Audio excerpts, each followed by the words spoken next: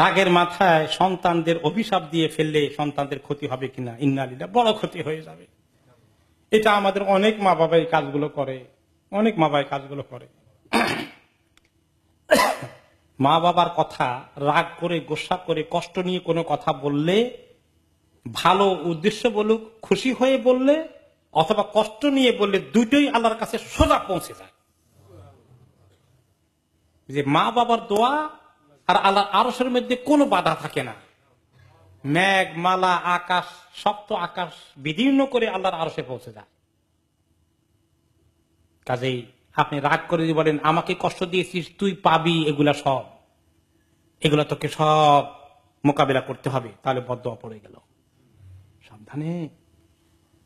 এই একটা আছে। আরেক নম্বর হচ্ছে যে তোমরা কখনো অভিশাপ দিও না, কারণ আল্লাহ তাআলা কখন কোন কোন সময় এমন মুডে থাকেন যে যা বললো আল্লাহ কবুল করে ফেলবেন।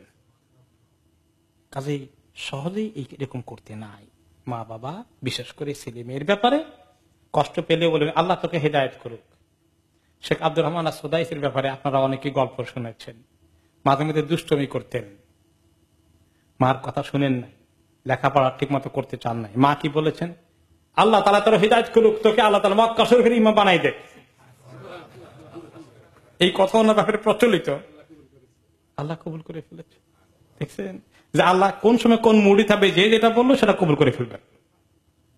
তো এরকম যদি বলা যায়, আমার নিজের আত্মীয়ের মধ্যে একজন ছিলেন, কষ্ট পেলে ছেলেদেরকে বলতেন আল্লাহ তোর হেদায়েত করুক।